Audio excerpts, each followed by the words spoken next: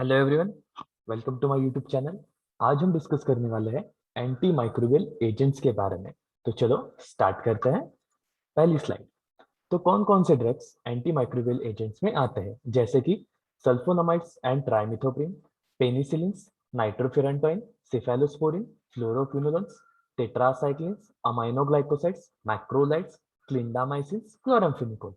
तो ये जो एंटी माइक्रोबियल एजेंट्स है, तो ये एक्ट कैसे करते हैं और एग्जैक्टली ये माइक्रो ऑर्गेनिज्म के अगेंस्ट फाइट कैसे करते हैं या उन माइक्रो ऑर्गेनिज्म को किल कैसे करते हैं, इसके बारे में पता होना चाहिए ना। हमें ड्रग्स के बारे में पता होता है, ड्रग्स का नाम पता होता है, लेकिन एग्जैक्ट ड्रग उस माइक्रो ऑर्गेनिज्म के साथ क्या करता है ये भी पता होना चाहिए, करेक्ट। तो चलो आज हम डिस्कस करने वाले हैं mechanism of action of sulfonamides and their adverse effect. तो सल्फोनामाइड्स एग्जैक्टली माइक्रो ऑर्गेनिज्म को कैसे किल करेगा, और अगर हम सल्फोनामाइड्स कंज्यूम करते हैं तो उससे कौन कौन से एडवर्स इफेक्ट्स हो सकते हैं, इसका आज हम एक शॉर्ट डिस्कशन करने वाले। तो चलो स्टार्ट करते हैं।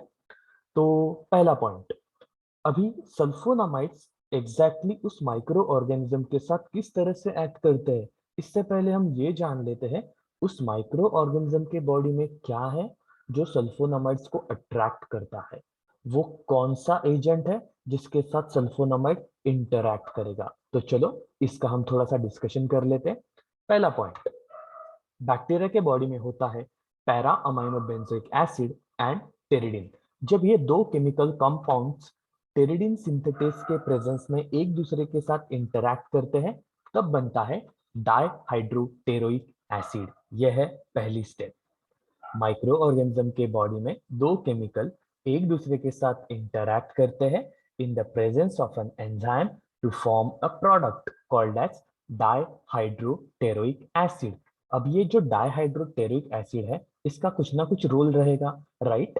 तो in presence of dihydrofolate synthetase, dihydropteroic acid is converted into dihydrofolic acid.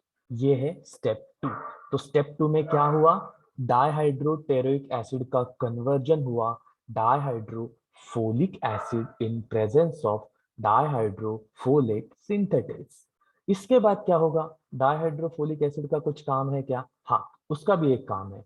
In presence of dihydrofolate reductase, this dihydrofolic acid gets converted into tetrahydrofolic acid। देखा किस तरह से कन्वर्जन हो रहा है।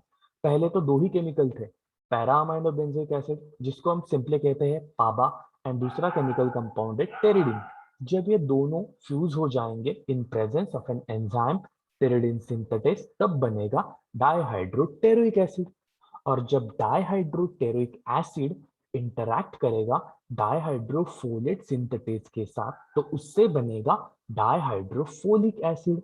और जब डाइहाइड्रोफोलिक एसिड एक दूसरे एंजाइम के साथ इंटरैक्ट करेगा जिसका नाम है डाइहाइड्रोफोलेट रिडक्टेज, तब बनता है टेट्राहाइड्रोफोलिक एसिड।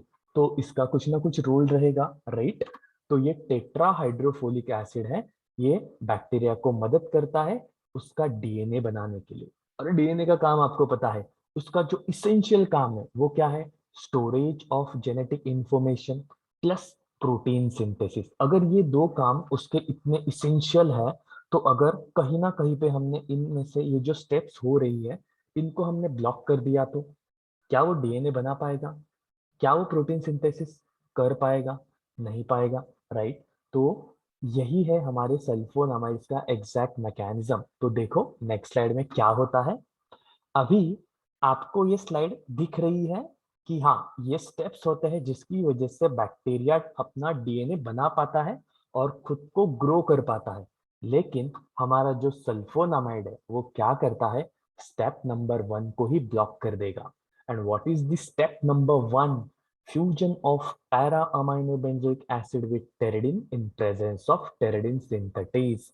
तो ये जो सल्फोनामाइड है, ये टेरिडीन सिंथेटेस एंजाइम को लॉक करके रखता है, उससे ब्लॉक कर देगा। तो अगर ये एंजाइम ब्लॉक हो गया, तो क्या para amino benzoic acid and pteridine एक दूसरे के साथ इंटरैक्ट कर पाएंगे? बिल्कुल नहीं। तो क्या उससे नेक्स्ट प्रोडक्ट बनेगा? बिल्कुल नहीं। तो बाकी के एंजाइम्स क्या नेक्स्ट प्रोडक्ट बना पाएंगे? बिल्कुल भी नहीं। तो फाइनल स्टेप में टेट्रा हाइड्रोफोलिक एसिड का फॉर्मेशन अगर हो ही नहीं रहा है तो क्या डीएनए बनेगा? नहीं। तो क्या वो माइक्रो ऑर्गेनिज्म सर्वाइव कर पाएगा? नहीं। And that is the mechanism of action of sulphone amides. तो आप इसमें से क्या याद रखोगे? Sulphone amides blocks pyridine synthetase enzyme and inhibit the formation of tetrahydrofolate acid which is necessary for synthesis of DNA and protein. तो अगर वो प्रोसेस हो ही नहीं रही है तो बैक्टीरिया ज्यादा देर तक सर्वाइव नहीं कर पाएगा एंड अल्टीमेटली वो मर जाएगा।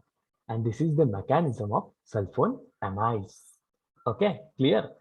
अभी हम डिस्कस करेंगे special adverse effect of sulphone amides. तो जितने भी सल्फोन अमाइड्स कैटेगरी के ड्रग है उनका स्पेशल एडवर्स इफेक्ट है क्रिस्टल यूरिया। लेकिन ये क्रिस्टल यूरिया क्या है इसके बारे में आपको पता होना चाहिए ना।